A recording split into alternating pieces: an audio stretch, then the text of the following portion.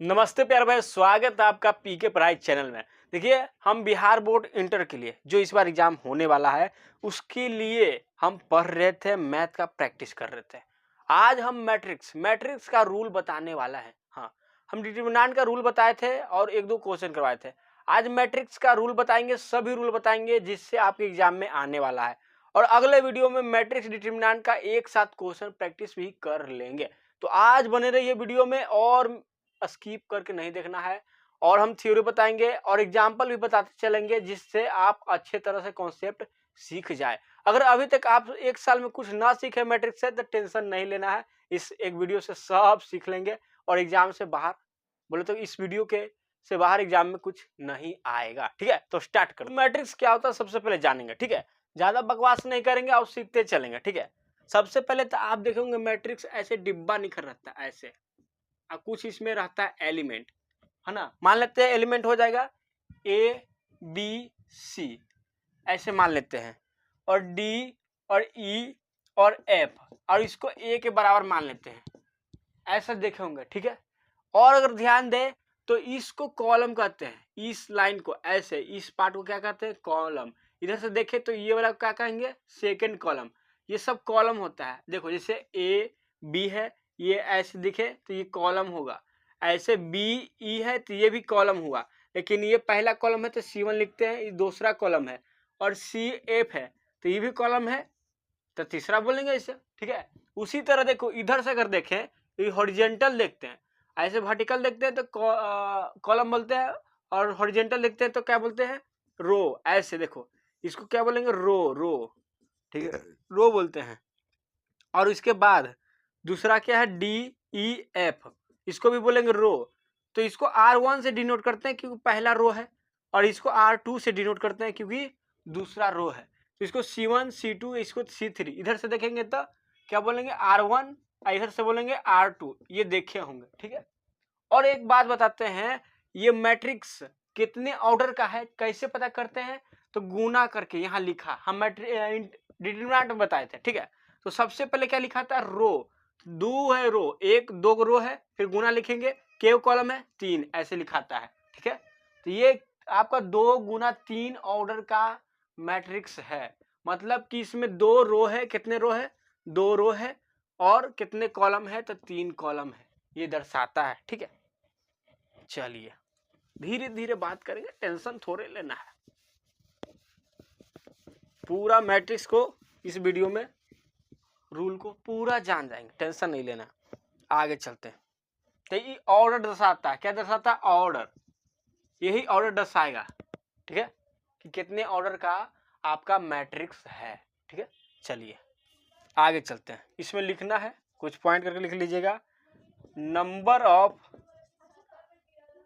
रोज गुना number of column बराबर क्या होता है, ऑर्डर। अभी जान गए हम क्या किए, नंबर ऑफ रो, कितना रो था, 1 2 लिखे थे, और नंबर ऑफ कॉलम लिखे सेकंड में, 1 2 3 लिख दिए थे, उसी को थे ऑर्डर। वही लिख दिया इंग्लिश में कि नंबर ऑफ रोज गुना नंबर ऑफ कॉलम क्या होता है, तो भैया ऑर्डर होता है, ऑर्डर। अब आते हैं सेकंड, इसी में सेकंड में लिखे number of elements in a matrix. एक मैट्रिक्स में कितने एलिमेंट होते हैं इसका भी फॉर्मूला होता है, टोटल कितने एलिमेंट होते हैं, तो नंबर ऑफ रोज, ठीक है, गुना नंबर ऑफ कॉलम।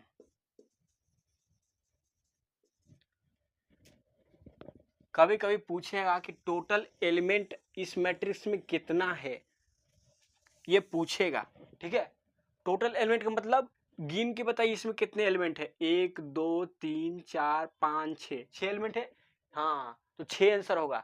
लेकिन बराबर आप देगा, ढेर सारा देगा, तो उसमें क्या करते हैं, हम क्या करते हैं, फॉर्मूला लगाते हैं। फॉर्मूला क्या है, number of elements in a matrix बराबर नंबर ऑफ रोज गुना नंबर ऑफ कॉलम। तो देखेंगे कितने रो है, तो आपसे आप देखिएगा इसमें कितने रो है, 1 2, तो 2 लिखिएगा। कितने कॉलम है, 1 2 3, 3 गुना कीजिएगा, कितना आया, 6। बस यही 6 एलिमेंट से बता देंगे आंसर, खत्म। इसमें है ना 6, गिन के भी देखते हैं 1 2 3 4 5 6। अगर इस रूल से फॉर्मूला से भी लाए तो 6 एलिमेंट आया। तो यही पूछेगा आपसे कि कितने एलिमेंट इस मैट्रिक्स में है, तो फॉर्मूला आता है, इसको उतार सकते हैं। आगे चलते हैं, इसको आप वीडियो को रोक कर उतार लीजिएगा, ठीक है। आगे हम बढ़ते हैं, चलिए।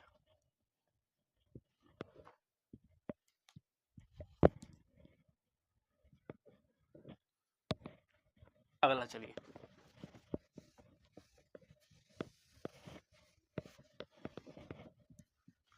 हो अपना भी साया देख के तुम जाने जहां घबरा गए, अभी तो यहाँ बैठे थे तुम जाने कैसे सर गए। अगला देखिए, एड्रेस। अब किसी भी एलिमेंट को पता करना है कि कौन कहाँ है, जैसे हम बताए थे आपको डिटरमिनेंट में, उसी तरह डिटरमिनेंट की तरह ही है, ठीक है। अब देखिए, इसका एक रूल होता है ए आई जे, ये होता है आई से रो हम बताए थे, जे क्या बताता है, कॉलम बताता है, ये हम बताते हैं कॉलम बताता है, बताते हैं, ठीक है। एग्जाम्पल से समझते हैं, एक एग्जाम्पल लेते हैं। जैसे देखो एग्जाम्पल लिए, ए बराबर एक मैट्रिक्स लेते हैं एग्जाम्पल, ए 1 1 ए 1 2, ये लिखना सिखाए थे हम आपको, ए 1 3, ये हो जाएगा ए 2 1, ये क्या हो जाएगा ए 2 2, ये ए 2 3। आप अगर नहीं सीखे तो ये जाके डिटरमिनेंट में सीख लीजिएगा कैसे होता है। सबसे पहले इसको लिखते हैं, कॉलम 1 होता है, ये कॉलम 2, कॉलम 3, ये रो 1, ठीक है। ये पहला तीसरा था, ये पहला ये था, यहाँ से ये लिख देंगे, ये पहले लिख लिए, ठीक है। अब हम बताए थे इसमें जैसे ए है तो ए, आप देखिएगा ई वाला A11 लिखा गया है, तो ये दर्शाता, देखो यहाँ लिखते हैं पहले A11, तो ये दर्शाता क्या है, रो दर्शाता है, ये क्या दर्शाता है, कॉलम दर्शाता है, ठीक है। तो ये 1 है, रो 1 है, और कॉलम कितना है, 1 है। इसका मतलब ये वह एलिमेंट है जो फर्स्ट रो और फर्स्ट कॉलम में होगा। देखिए ये पहला रो है, आप बोलिएगा हाँ ये पहला रो है, ये पहला कॉलम है, बोलिएगा हाँ पहला कॉलम है, तो ये एलिमेंट सही है ना, फर्स्ट कॉलम फर्स्ट रो में है, यही दर्शाता है। अगर कोई उठा ले A2 2 उठा ले, ठीक है, इसका मतलब ये वह एलिमेंट है जो दूसरा कॉलम दूसरा रो में होगा। दूसरा रो ये बोलता है ये भी 2 है, ये भी 2 है, तो दूसरा रो दूसरा कॉलम है। अब कहाँ है दूसरा रो, तो आप बोलिएगा ये दूसरा रो है। दूसरा कॉलम कहाँ है, आप बोलिएगा ये, तो कहाँ कौन आता है, ये वाला आता है, ये एलिमेंट होगा ना। दूसरा रो दूसरा कॉलम में आने वाला एलिमेंट, तो दूसरा रो ये है और दूसरा कॉलम ये है, तो यही ना है। आप सोचिए ये वाला नहीं, दूसरा रो होना चाहिए, दूसरा कॉलम होना चाहिए, तो ये आप इसको बोल सकते हैं कि ये वह एलिमेंट है जो दूसरा रो और दूसरा कॉलम में है। तो एड्रेस वही पता करना आता है कि इस फॉर्मूला से AIJ से कि कौन सा एलिमेंट कहाँ पर है, कौन से रो में है, कौन से कॉलम में है, यही बताता है, बस इसी में, ठीक है। उतना हम समझा दिए आपको डिटरमिनेंट में ज़्यादा अच्छे से, ठीक है। आगे चलते हैं, अब इससे ज़्यादा इंपॉर्टेंट है, इसको हटाते हैं, टाइप ऑफ मैट्रिसेज, ये ज़्यादा जरूरी है सर।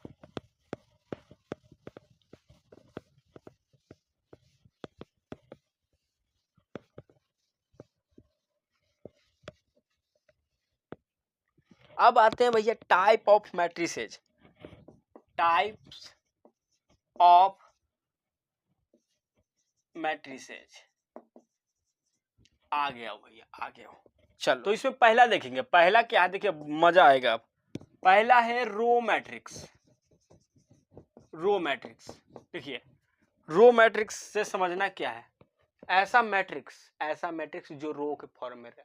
मतलब जैसे देखिए ऐसे लिखेगा, 1 लिखेगा, 2 3 4, ये मैट्रिक्स देखो, इसमें ऐसे दिख रहा है रो, हाँ रो दिख रहा है रो ना, यही रो मैट्रिक्स है। हाँ मतलब एकदम डायरेक्ट से खाते हैं, जिसमें सिर्फ एक रो हो उसको रो मैट्रिक्स कहते हैं। हाँ वन रो, सिर्फ जिसके पास वन रो हो। और आप सोचिए कॉलम कितना होना चाहिए, कॉलम कितनों भी होना चाहिए, कोई दिक्कत नहीं आता, कॉलम कितनों भी हो कोई दिक्कत नहीं है, लेकिन रो सिर्फ कैसा होना चाहिए, ओनली वन रो लिख देना, यहाँ लिखना ओनली वन रो, सिर्फ जिसके पास वन रो हो उसी को कहते हैं क्या है, रो मैट्रिक्स। एग्जाम्पल में लिख देना इसी को, 1 2 3 4, ये क्या है, रो मैट्रिक्स। कितने ऑर्डर का मैट्रिक्स है आप देखिएगा, तो इसमें रो कितने हैं आप बोलेंगे, एक कॉलम कितने हैं, इसको C1 बोलेंगे, C2 बोलेंगे, C3 बोलेंगे, C4, 1 2 3 4, टोटल कितने, 4 कॉलम है। तो 1 पहले रो लिखते हैं, तो रो एक है तो 1 गुना में 4, तो 1 गुना 4 का ये डिटरमिनेंट है, मैट्रिक्स है, ठीक है। तो जिसमें सिर्फ एक ही रो हो उसको रो मैट्रिक्स कहते हैं। और इसी तरह एक और बनता है कॉलम मैट्रिक्स, अगला कॉलम मैट्रिक्स,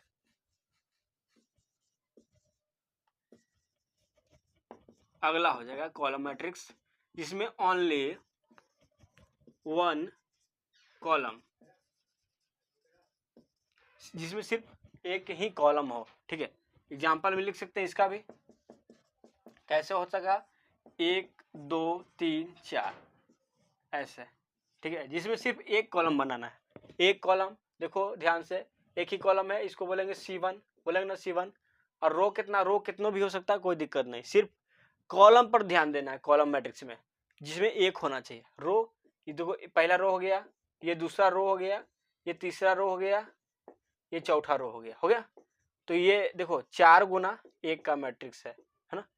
तो एक रो मतलब कि रो मैट्रिक्स, और कॉलम मैट्रिक्स मतलब ओनली वन कॉलम। चलिए अगला है रेक्टेंगुलर मैट्रिक्स, आगे हटा दें इसको, आगे लिखते हैं नीचे में, तीसरा देखिएगा, तीसरा रेक्टेंगुलर मैट्रिक्स से समझ रहे कि रेक्टेंगल बनाएगा, एक रेक्टेंगल के फॉर्म आ जाएगा।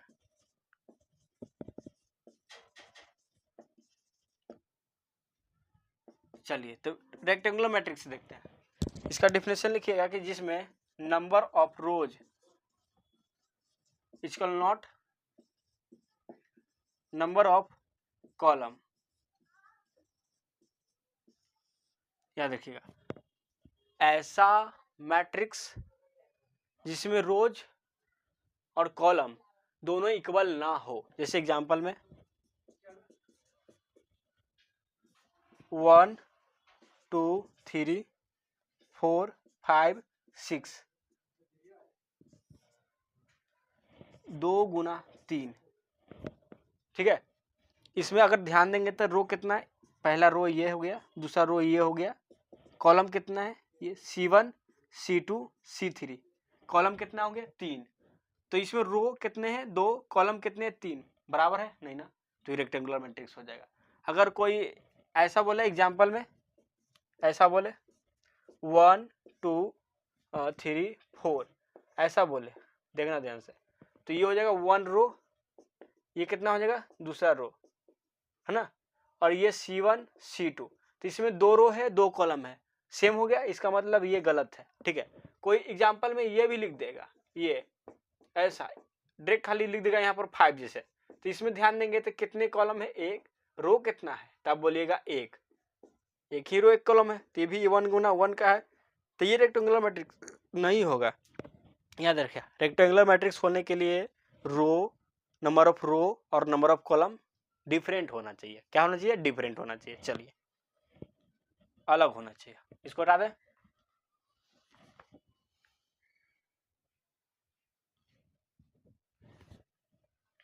अब हटाते हैं इसको, लिख लीजिएगा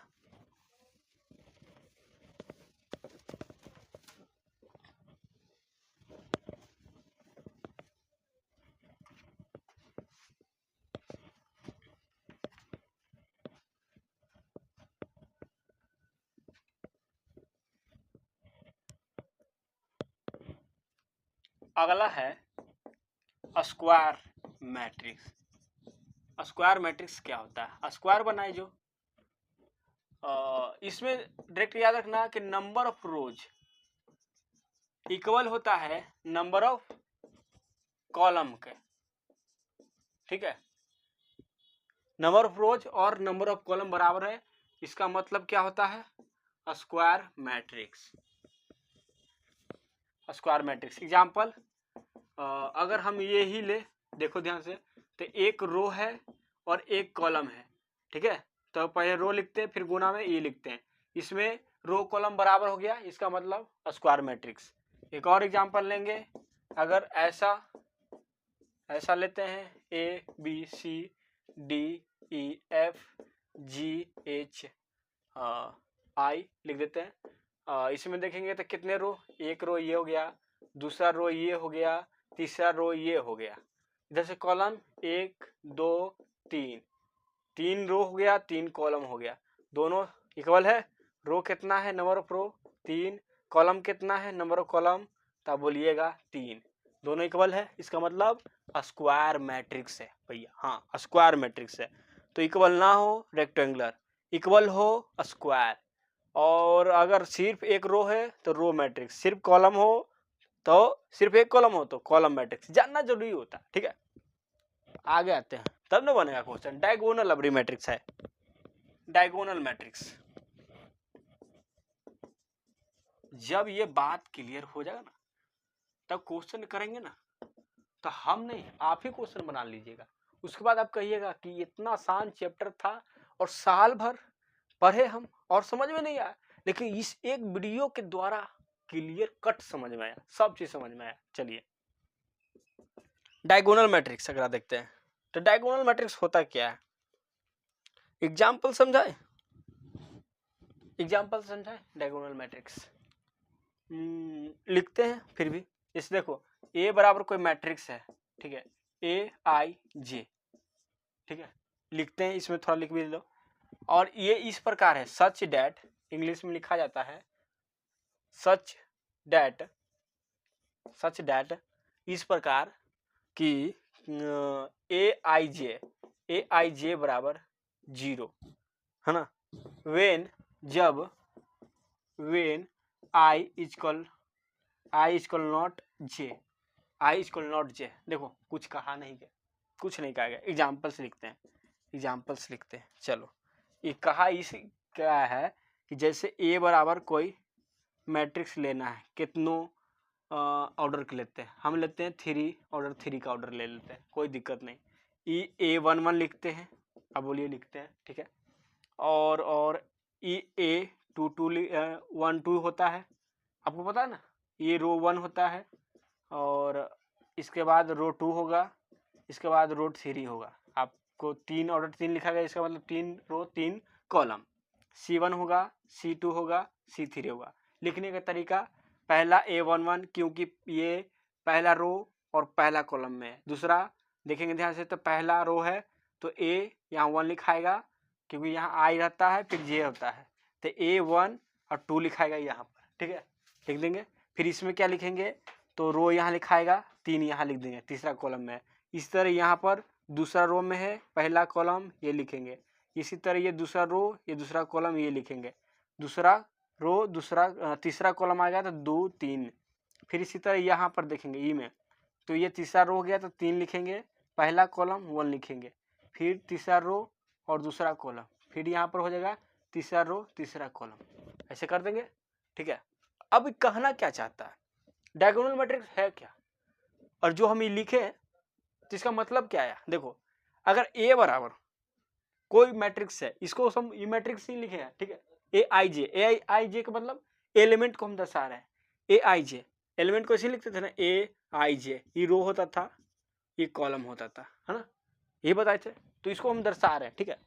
आगे लिखा गया है कि सच डैट इस प्रकार कि ए आई जे 0 होगा, ए आई जे 0 का मतलब आगे पढ़िए, वेन जब आई बराबर जे ना होगा, मतलब देखो अगर A11 होगा तो ये 0 ना ही होगा, इसके बारे में नहीं कहा गया। ये देखो साफा देखो लिखा है आई और जे बराबर ना हो, यहाँ है AI1 है और जे भी 1 है, मतलब बराबर है, ठीक है। अगर यही A1 2 रहता, अब देखो आई कितना है 1 है, 2 रो है, देखो जे है तो बराबर है नहीं, तो इसका मतलब क्या होगा, जीरो होगा। हाँ, तो बोलता है कि ए आई जे जीरो होगा वो मैट्रिक्स में जब वेन है, जब आई बराबर जे नहीं हो। देखो यहाँ आई बराबर जे है, आप बोलेंगे हाँ, यहाँ है नहीं है, तो यहाँ जीरो होना चाहिए था, इसकी जगह जीरो लगाना है। फिर यहाँ है तो 1 3 है, तो यहाँ आई बराबर जीरो नहीं है, यहाँ भी जीरो लिखते हैं। यहाँ है 2 1 है, नहीं आई बराबर जीरो, इसको भी जीरो लिखते हैं। सब जीरो करते जाएंगे। यहाँ है तो हाँ आई बराबर 2 2 है, तो इसको जीरो ना करेंगे, इसको जीरो करेंगे। क्यों? क्योंकि यहाँ भी 2 3 था, इसको करेंगे जीरो, तो आप बोलेंगे हाँ। क्यों? क्योंकि 3 1 था, बराबर नहीं था। इसको करेंगे जीरो, हाँ 3 2 है तो करेंगे। और इसको करेंगे, नहीं करेंगे, क्योंकि सिर्फ बोला किसके बारे में, किसके बारे में बोला कि आई बराबर जे न हो वो जीरो होगा डायगोनल मैट्रिक्स में। तो याद रखिएगा, आई बराबर जे न हो उसको हम जीरो करते हैं डायगोनल मैट्रिक्स में। ऐसे भी याद रखिएगा, अगर ना भी याद रखे तो डायगोनल मैट्रिक्स में हमेशा एक बात याद रखिएगा, ये तिरछे वाला छोड़ा कर बाकी सब जीरो होता है, ये सब जीरो होता है, ऐसे याद रखिएगा।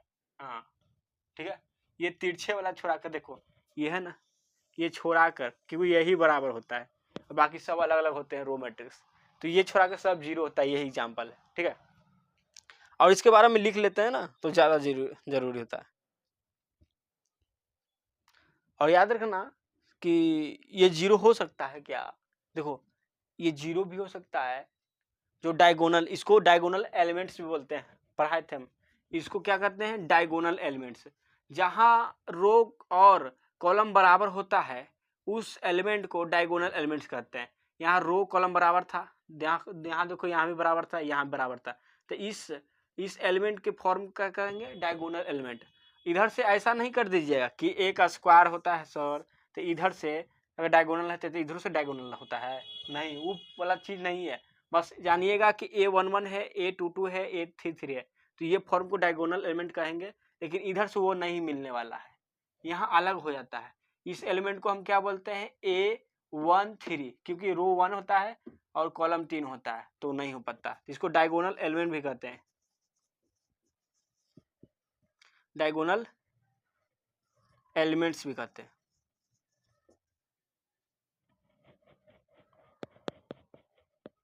चलो अब इसके बारे में थोड़ा सा और लिखा देते हैं ना तो क्लियर हो जाएगा। ये भी लिखना अच्छा बात है, ठीक है, इसको भी लिख लेना और फिर मिटाते हैं हम। इसको रोक कर आप लिख लीजिएगा, हम मिटाते हैं।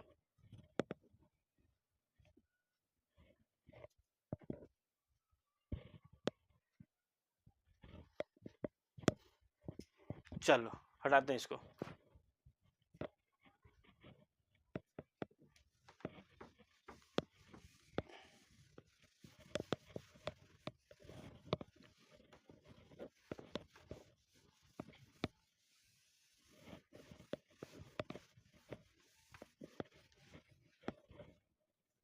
चलो इसी के बारे में था, जो 5वां नंबर था उसी के बारे में हम लिखवा रहे हैं। जो 5वां नंबर था उसी में लिखना है आगे, नॉन डायगोनल एलिमेंट्स बराबर जीरो। जो नॉन डायगोनल एलिमेंट्स है वो जीरो होगा, ठीक है।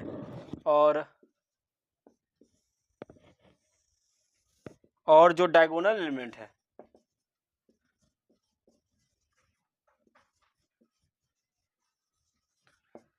ये कुछ भी लिख देते हिंदी में, कुछ भी नहीं कहा जा सकता, कुछ भी हो सकता है ना, कुछ भी हो सकता है। इसके बारे में हम कुछ ना कह सकते, कुछ भी हो सकता है, जीरो भी हो सकता है, ऐसा भी बन सकता है। एग्जाम्पल अगर लें तो आपका ऐसा भी बन सकता है, डायगोनल एलिमेंट ये भी जीरो हो जाए, ये भी जीरो हो जाए, ये भी जीरो हो जाए, ये भी जीरो हो जाए, ये भी जीरो हो जाए, ये भी जीरो हो जाए, ये भी, ये भी, ये भी, ठीक है। तो ये डायगोनल एलिमेंट्स होते हैं, और ये जीरो भी हो सकता है, ना भी जीरो हो सकता है, और ये सब तो जीरो होना ही पड़ेगा, उसको तो कंफर्म होना पड़ेगा, तो कुछ भी हो सकता है, याद रखना। चलो अब आगे चलते हैं स्केलर मैट्रिक्स। हटाएं इसको।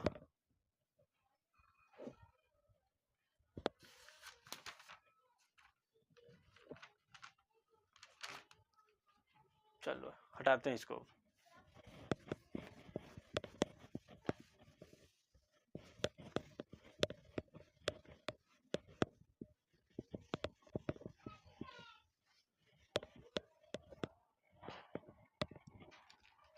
छह नंबर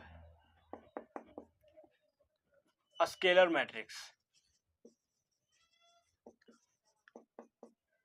स्केलर मैट्रिक्स में भी लिखना है, अगर A बराबर कोई मैट्रिक्स दिया है, ठीक है, दिया है सच दैट,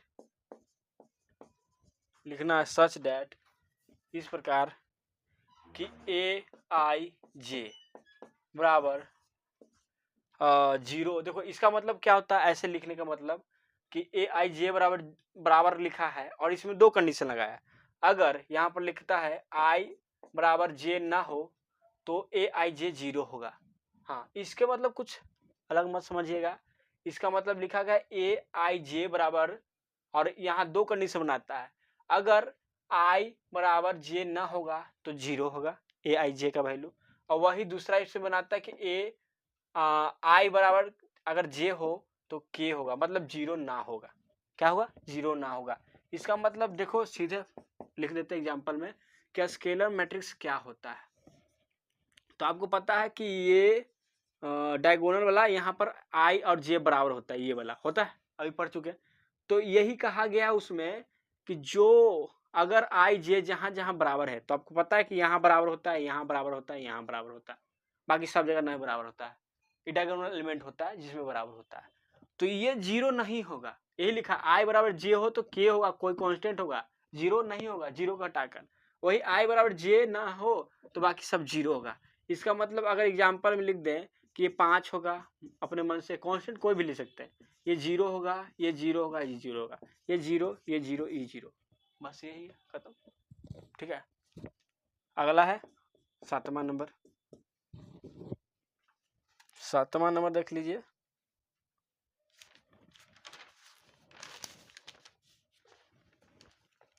यूनिट और आइडेंटिटी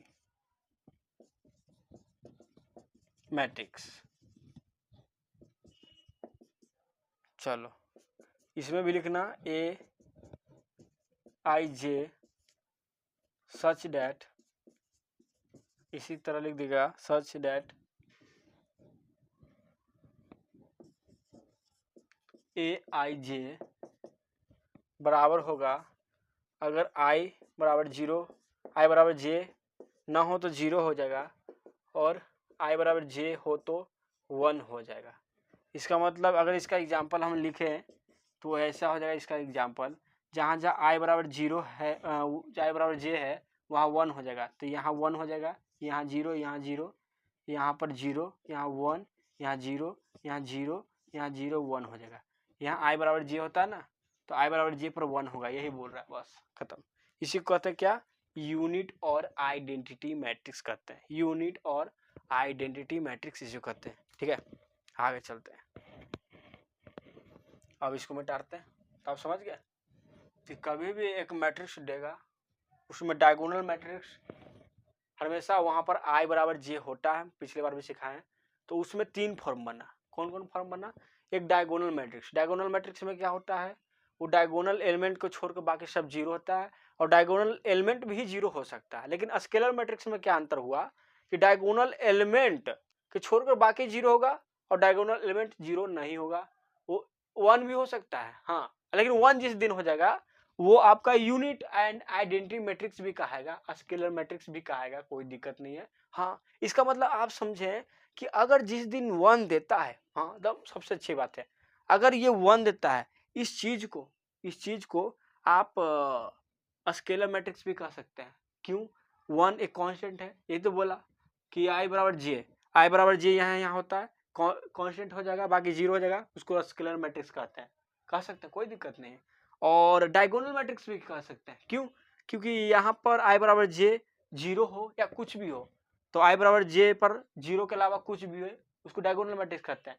इसका मतलब एक आइडेंटिटी मैट्रिक्स को हम डायगोनल मैट्रिक्स भी कह सकते हैं, स्केलर मैट्रिक्स भी कह सकते हैं, याद रखिएगा। हाँ, लेकिन इसको ये नहीं कह सकते हैं, स्केलर मैट्रिक्स को आइडेंटिटी मैट्रिक्स या यूनिट मैट्रिक्स ना कह सकते हैं, क्योंकि यूनिट और आइडेंटिटी मैट्रिक्स को हमेशा आप याद रखिएगा, जो सेम रहता है बराबर जे, डायगोनल एलिमेंट होता है वो 1 ही होना चाहिए। लेकिन इसमें 1, 5, 6, 0 के अलावा कुछ भी होना चाहिए, कोई दिक्कत नहीं होता। चलो, ज्यादा दिमाग होगा तो समझ ही जाएंगे। आगे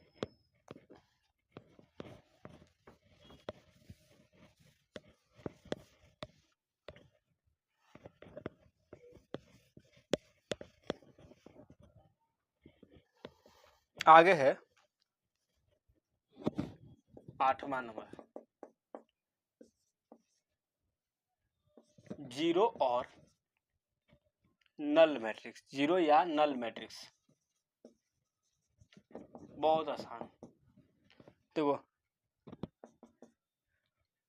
इसमें भी लिख रहे हैं ना ऐसा, अब तो ये समझ ही गया क्या लिखते हैं हम, कि ये बराबर कोई मैट्रिक्स है सच दैट, इस प्रकार कि Aij बराबर 0, और देखो ऐसा उल्टा ए लिखा जाता है, इसका मतलब फॉर ईच, माने कि सब के लिए आई जे, ठीक है, मतलब कि आई बराबर जे कुछ भी हो आपको Aij मतलब कि एलिमेंट 0 ही होगा।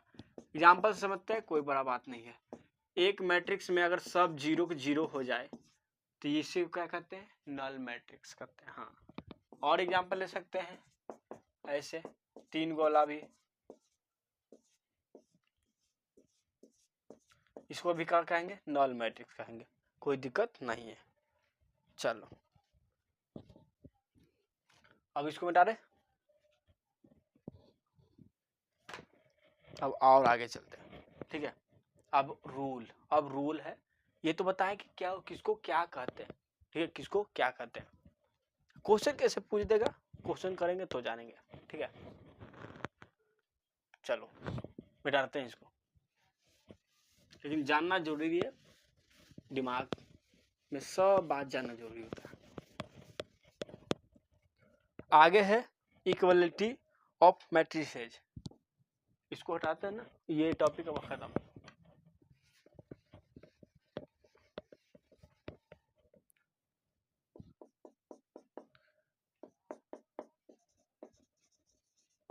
इक्वलिटी ऑफ मैट्रिसेज, चलो इसमें देखो पहला लिखना सेम ऑर्डर, सबसे पहले तो सेम ऑर्डर होना चाहिए। दूसरा इसमें लिखना क्रॉस पॉन्डिंग एलिमेंट्स इक्वल। अब मतलब समझना, इंग्लिश में लिख के ऐसे छोड़ने से नहीं होता। जैसे एग्जाम्पल लेते हैं, एग्जाम्पल में अगर इफ देखो ए बी और सी डी और इक्वल ऐसे दे देगा ई एफ फिर जी एच। अब ध्यान दो, तो आप बोलेंगे इसमें कितने रो हैं, पहला 1 2, और इधर से देखें तो कॉलम 1 कॉलम 2 दिखा, तो आप कह सकते हैं कि 2 गुना 2 का मैट्रिक्स है। यहाँ भी R1 R2 C1 C2, तो यहाँ 2 गुना 2 लिख सकते हैं। मतलब कि देखो ये भी 2 गुना 2 का ऑर्डर का मैट्रिक्स है, ये भी 2 गुना 2 का ऑर्डर का मैट्रिक्स है। अगर मैट्रिक्स में सेम ऑर्डर का मैट्रिक्स आपस में इक्वल बराबर दिया हुआ है तो कोरस्पोंडिंग साइड भी मतलब कोरस्पोंडिंग एलिमेंट्स भी इक्वल होता है। इसका मतलब ए बराबर ई लिख सकते हैं, बी बराबर एफ लिख सकते हैं, सी बराबर जी लिख सकते हैं, एच बराबर डी लिख सकते हैं, या पहले इधर लिख दो डी बराबर एच लिख सकते हैं। ये क्या हो गया आपका, एक रूल होता है, ठीक है, एक रूल होता है। इसका मतलब सेम ऑर्डर का देगा, तीनों ऑर्डर का देगा, इधर 3 ऑर्डर का तो इधर भी 3 ऑर्डर का देना पड़ेगा, तो उसका कोरस्पॉन्डिंग साइड ये वाला एलिमेंट इसके बराबर, ये वाला इसके, ये वाला इसके, ये वाला इसके, ठीक है। ये होता है रूल होता है, ठीक है। तो रूल हम सीखे, लेकिन इससे फायदा क्या होगा? देखो अगर कोई एग्जाम्पल लिया जाए, देखो फायदा क्या होता है। एग्जाम्पल लेता है, अगर इफ ऐसे देगा, देखो x + 2, ठीक है, x + 2 दे देगा, और अच्छा से लिखते हैं यहाँ हटाकर।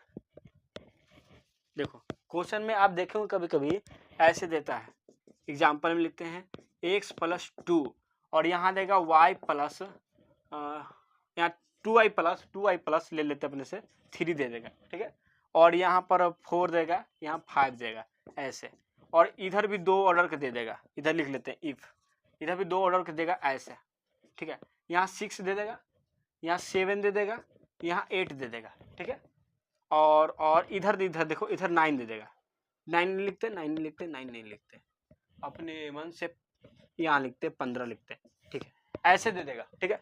अब देखो ये भी 2 ऑर्डर का है, ये प्लस में तो क्या, लेकिन एलिमेंट तो एक ही है, तो यहाँ भी R2 है, ये R1 है, ये C1 है, C2 है, तो 2 × 2 का है, ये भी R1 है, ये R2 है, ये C1 है, C2 है, ये भी 2 × 2 का है, दोनों ऑर्डर सेम है दोनों का, ठीक है, दोनों मैट्रिक्स का, तो ये इसके बराबर हो जाएगा, ये इसके बराबर हो जाएगा, हाँ बताया अभी, ठीक है, ये इसके बराबर हो जाएगा, ये इसके बराबर हो जाएगा, लेकिन बराबर नहीं दिख रहा है, तो बराबर कर लेते हैं पहले से, यहाँ 4 हो जाएगा 5, हाँ ये होना चाहिए ना, तो बराबर आपको दिख रहा था, 8 4 के बराबर कहाँ से होता है, वहाँ 9 रहेगा, चाहे कुछ ही था, कुछ भी था, इसके बराबर कहाँ होता है, तो ये एलिमेंट भी बराबर होना चाहिए। अब दिख रहा है, देखो ये इसके बराबर है, ये इसके बराबर है, ठीक है, अब ये भी उसके बराबर होना चाहिए, ये भी इसके बराबर होना चाहिए, इसका मतलब लिख सकते हैं कि x + 2 बराबर 6 लिख सकते हैं, ठीक है, और इसी तरह ये हम लिख सकते हैं 2y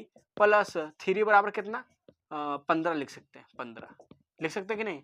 देखो यहाँ फाइंड करने के बोलेगा, फाइंड कीजिए x एंड y बराबर क्या होगा, ऐसा, ठीक है, तो ये रूल की मदद से हम x y फाइंड कर सकते हैं, क्योंकि हम जान गए सेम ऑर्डर का एलिमेंट मैट्रिक्स है, तो दोनों का कोरस्पॉन्डिंग साइड का एलिमेंट बराबर होगा, तो ये इसके बराबर होगा, ये इसके बराबर होगा, हम कर दिए। यहाँ से अगर सॉल्व करने जाए तो x 2 इधर जाएगा तो घट के कितना आएगा 4, यहाँ से अगर देखें तो 3 इधर जाएगा तो घटेगा, तो 2y बराबर कितना, तो 12 हो जाएगा। अगर इसको काटेंगे तो y बराबर कितना आ जाएगा, 6 आ जाएगा। तो आपका y कितना है 6, x कितना है 4, ये आंसर हो गया। ऐसे इसका यूज होता है और ऐसा ही क्वेश्चन आएगा 100%, एक दो क्वेश्चन इस पर देने वाला ही है, ठीक है। चलो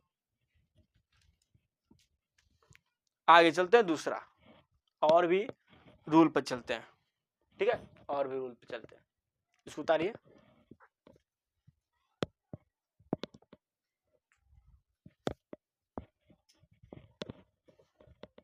हटाते हैं इसको।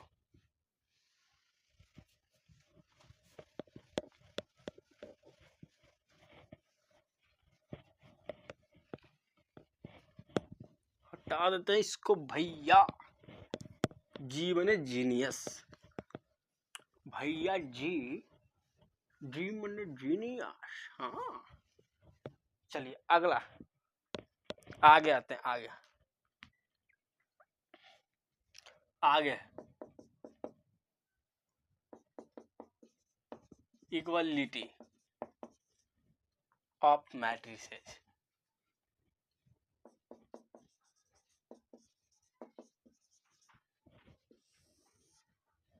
ठीक है, इक्वल, ये तो पढ़ चुके हैं भैया, ये पढ़ चुके हैं।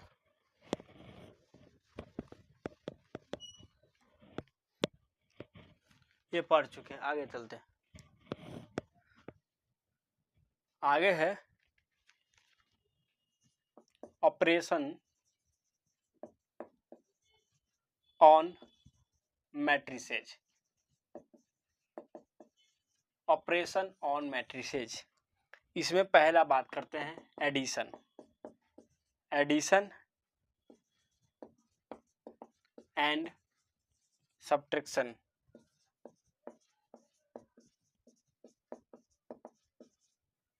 ऑफ मैट्रिसेज, ठीक है, लिख लेते थोड़ा इंग्लिश में। पॉसिबल ओनली, ये तभी पॉसिबल है व्हेन जब ऑर्डर ऑफ मैट्रिसेज, अगर मैट्रिसेज का ऑर्डर आर सेम हो तो, किसी भी मैट्रिक्स, दो मैट्रिक्स को कभी तभी जोड़ घटा सकते हैं जब दोनों का ऑर्डर सेम हो तो। एग्जाम्पल लिखते हैं, एग्जाम्पल से ही समझ में आता है। लिखने के तो ऐसे ही है, सिर्फ क्या लिखने के तो भाई ऐसी ही होती है। ये एक एग्जाम्पल लेते हैं, ये एग्जाम्पल हो गया।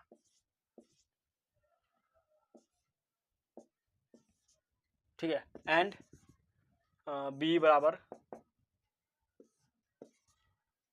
9 2 7 6 3 3 2 1, ये एग्जाम्पल हो गया।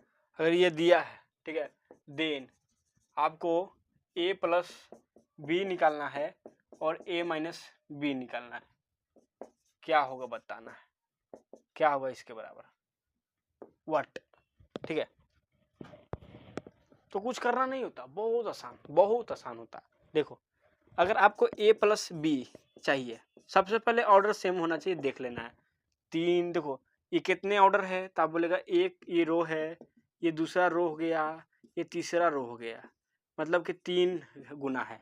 और इधर कॉलम भी देखते हैं, 1 2 3 है, 3 गुना 3 का ऑर्डर का है ये मैट्रिसेज। ये भी देखेंगे R1, ये R2, ये R3 है ना। इधर देखेंगे C1, C2, C3 है, मतलब 3 गुना 3 का ये भी मैट्रिसेज है ना। ठीक है, मतलब जोड़ सकते हैं। अब जोड़ना है, कैसे जोड़ते हैं, देखो ए मैट्रिसेज को बी मैट्रिसेज जोड़ रहे हैं ना, कुछ नहीं करते हैं। जैसे कोरोस्पोंडिंग साइड, इससे पहले अगर बराबर करना होता था, अगर सेम ऑर्डर का मैट्रिसेज होता था तो कोरोस्पोंडिंग साइड, कोरोस्पोंडिंग एलिमेंट को, हाँ कोरोस्पोंडिंग एलिमेंट को बराबर कर देते हैं। उसी तरह कोरोस्पोंडिंग एलिमेंट को सिर्फ जोड़ते हैं। मतलब देखो, ए मैट्रिक्स और बी मैट्रिसेज को जोड़ना है, दोनों का ऑर्डर सेम है, तो 1 को जोड़ेंगे 3 से, 1 को जोड़ेंगे 3 से, 1 को जोड़ना है 3 में, इसको इसमें, तो ये हो जाएगा इतना -1 + 9, इसको इससे 2 + 2 करते हैं। इसी तरह इसको इससे, तो 3 प्लस, और जहां जिसका पोजीशन है वो लिखते चलते हैं, इसको इससे, तो -4 -6 हो जाएगा। इसको इससे, बस कोरस्पॉन्डिंग ये जोड़ देंगे, ये यहाँ तो 0 + 1, ये यहाँ तो 6 + 2, ये यहाँ तो 7 + कितना 3 हो गया। ठीक है, ऑर्डर देखो अभी भी 3 गुना 3 ही है, कोई फर्क नहीं पड़ता है ना। अगला बार में लिख देंगे जोड़कर, कितना होता है 4 होता है पहला, 4 हो जाएगा पहला 4, ये कितना हो जाएगा घटकर 8, ये कितना हो जाएगा 4, ये कितना हो जाएगा 7 3 10, ये कितना हो जाएगा तो माइनस का 10, और ये कितना हो जाएगा 4, ये जोड़ेंगे तो 1, और ये जोड़ेंगे तो कितना 8, ये जोड़ेंगे तो कितना हो जाएगा 7 3 10 ही होता है। ठीक है, तो ये आ गया आंसर आपका ए प्लस बी मैट्रिसेज का, ये आंसर आ गया जोड़ने पर। और घटाना भी क्या है, घटाना भी उसी तरह से है, हाँ घटाना भी उसी तरह से है। हाँ आप बता देंगे उसको भी, इसको उतारिए, हटाते हैं इसको भी।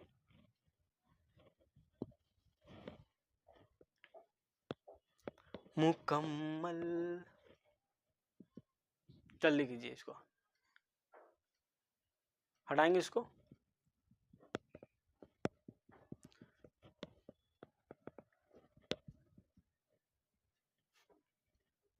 चलो अगला चलते हैं, घटाने पे आते हैं।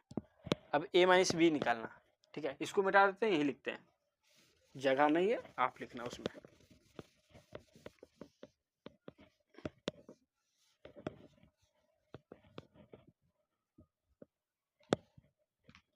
अगर a माइनस बी करें, ठीक है, a माइनस बी करते हैं, ठीक है, अब करना क्या है उसी तरह से, पोजीशन जहां है बस अब घटाना अगली बार उसी तरह से। ठीक है, पहला 1 लिखेंगे, उसमें से घटा देंगे 3 को, घटा दिए, -1 लिखेंगे, उसमें से घटा देंगे किसको 9 को, घटा दिए।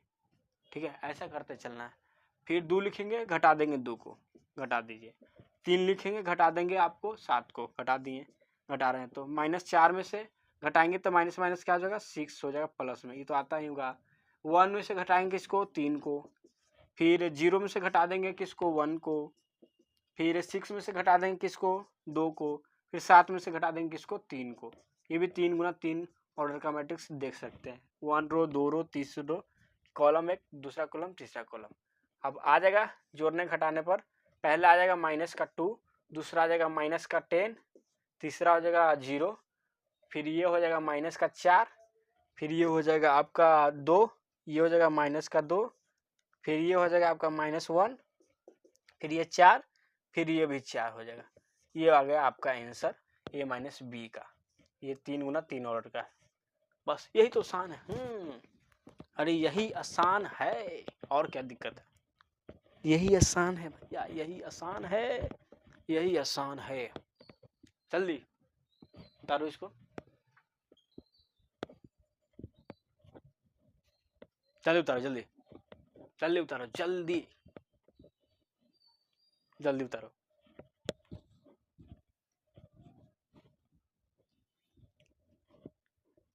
जल्दी उतारो, आगे चलते हैं।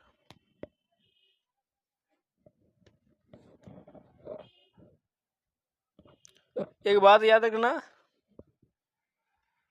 ऑर्डर सेम होता है, ऑर्डर सेम होता है तो ही हम सॉल्व कर पाते हैं। हाँ, अगर कोई एग्जाम्पल में लिखना इसी में नोट करके पहले लिख देना, यहाँ पर नोट करके ऐसे लिख देना कि इफ अगर A and B are not of the same order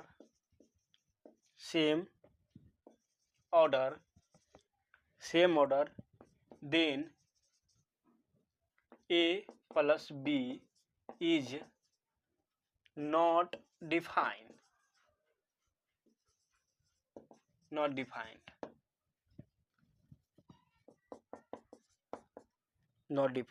example में लिख देना इफ ए बी, अगर आपका ए कितना है 1 है 2 है 3 है 4 है 5 है 6 है, एंड बी कितना दिया है 1 2 3 5 4 6 ये दिया है, ठीक है। तो देन अगर कोई बोलेगा कि A plus B is, then होता क्या है लिख ही देते हैं, A plus B is not define ही नहीं होगा इसमें, क्योंकि ऑर्डर सेम है, ये नहीं है।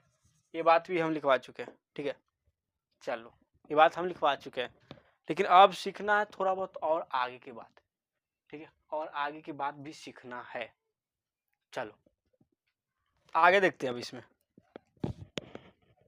आगे देखते, चलो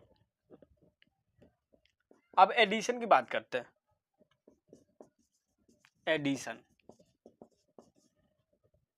ऑफ मैट्रिसेज।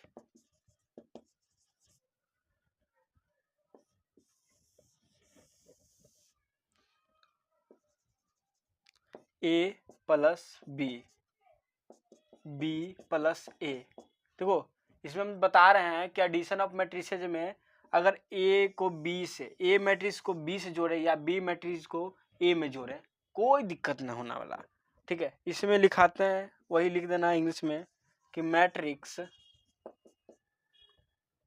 एडिशन, उतना लिखना भी नहीं है, चल लिख दो, इसी को बोलते हैं मैट्रिक्स एडिशन इज, इंग्लिश में कहा पूछ दे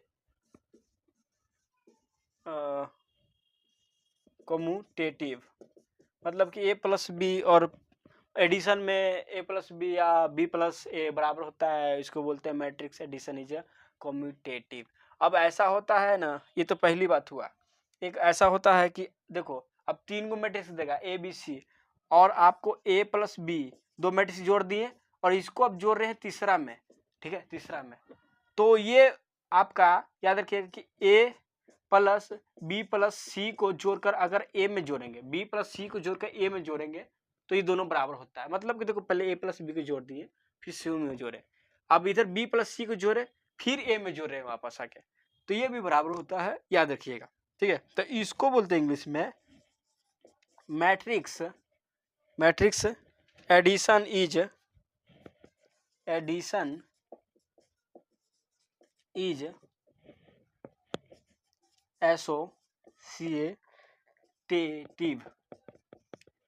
एसोसिएटिव इसको बोलते हैं। ठीक है, चलो आगे चलते हैं। अब आते हैं, ये तो प्लस वाला में लिखवा दिए, अब एडिशन में लिखवा दिए। अब सब्ट्रैक्शन में चलते हैं, घटाने वाला में, उसमें क्या होता है।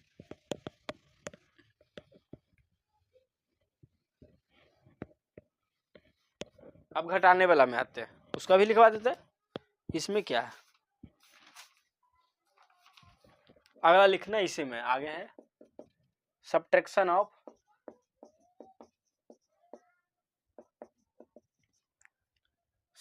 Of matrices.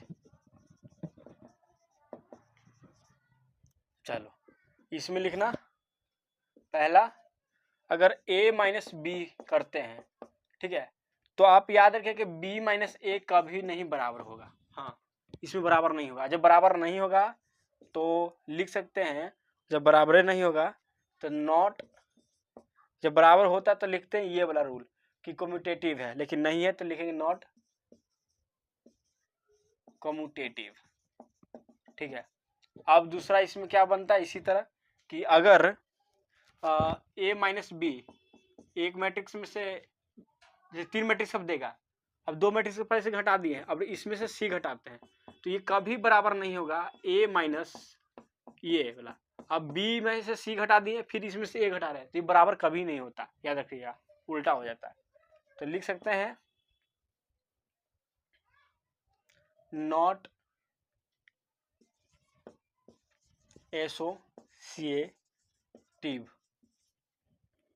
ठीक है, इसको लिख देते हैं नॉट एसोसिएटिव, ये एसोसिएटिव ना होगा। ठीक है, चलो तक इतने रुकते हैं ना, अगला दिन इसको टोटली खत्म कर देंगे, खत्म करके अगले क्वेश्चन भी कर देंगे। ठीक है, जानना जरूरी होता है, ये सब आप नहीं जानते होंगे, जान लीजिए। ठीक है, तो अगले वीडियो में जल्द ही आने वाला है। ठीक है, थैंक यू दोस्तों।